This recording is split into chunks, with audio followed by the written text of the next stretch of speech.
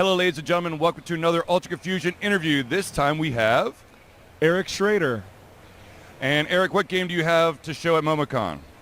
Here at MomoCon 2018, I am showing off Everspace by Rockfish Games. It is an arcade spaceship shooter with roguelike elements. So, how long has this game been in development? This game's been in development for a little bit of time. It actually was kickstarted back at the end of 2015. And before that, I'm actually not sure how long it was in development for, maybe 6 to 8 months. And then from there, probably another 6 to 8 months until we hit a 1.0 release. Mm-hmm. And from there, we then added DLC, moved it onto Xbox, as well as just launching on PS4 this last week. And it's also coming to Switch. So grand total, probably about 2 years to get all of the updates, all of the hot fixes, and everything into the game. So let me get this right. It's available. It's potentially going to be on the Switch. You have it on the PlayStation 4, Xbox One, and I'm assuming the PC, correct? Yes. In the PC version, it's out also on Mac and Linux. So pick your poison. Wow, there's not a lot of games on Linux. Yeah, it's true. The Linux community really enjoyed the fact that we came over. So if you are a Linux player, look for us. So in the process of making this game to what it is today, what kind of hurdles have you had to overcome? That's a great question. Well, a little bit of backstory to answer that question. So we were originally Fish Labs, and we created the Galaxy on Fire series. So Galaxy on Fire 1, Galaxy on Fire 2, and both of the expansions for Galaxy on Fire 2 are also under our belt. After that scene, the publishers were pushing in a different direction than what the team would have liked to have gone. So a large portion of the team left Fish Labs and started crowdfunding Everspace. Through that was the Kickstarter back at the end of 2015. We had a lot of support, a huge community surrounded us, and because of your support, we were able to create Everspace. That was probably our biggest hurdle, was figuring out how are we going to financially support this.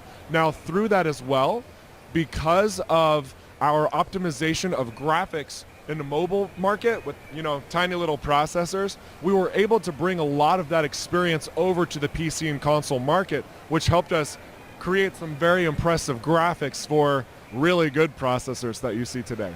So what influences created this game? Or was there like, God, I just want to make this game, it'd be cool if we did this? Or was there like, I like these games and I want to make my own brand of it? Yeah.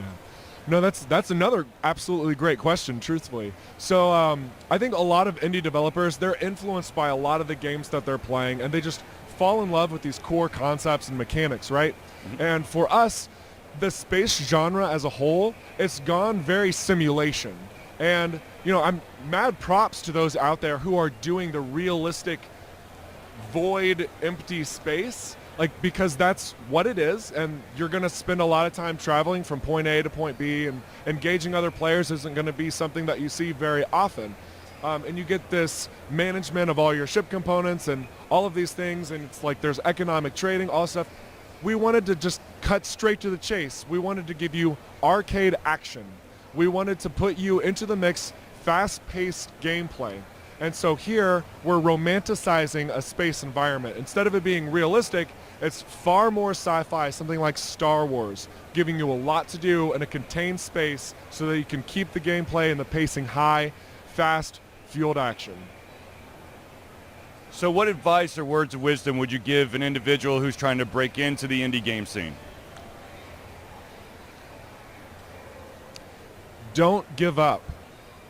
It's really about letting your passion out and shining through your work, right?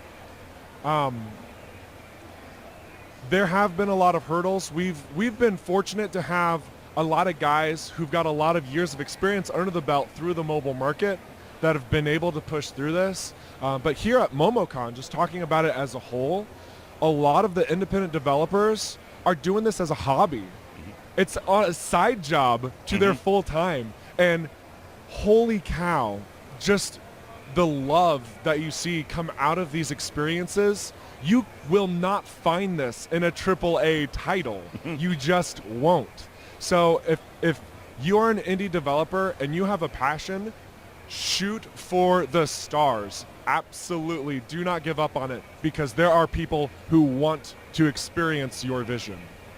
So where can individuals find information on Everspace? Everspace can be found at everspace-game.com. We also have a subreddit. There's also Twitter. There's both Rockfish Games, which is the company behind Everspace, as well as an Everspace on Twitter. We also have a Discord. We're on Facebook. You can find a YouTube channel. There's So a lot of basically, locations. you covered all the bases. Yes, and I am the community ambassador for the team. Mm-hmm. My handle online is Giraffosaur. So if you're ever floating around any of the Everspace things and you see this guy called Giraffosaur floating around, that's me. I'd love to have a conversation with you. Awesome. Well, I want to thank you for taking time to do this interview. I wish you the best of luck. Hopefully Everspace kicks a lot of ass, and hopefully any other future projects continue to do so. Absolutely. Thanks.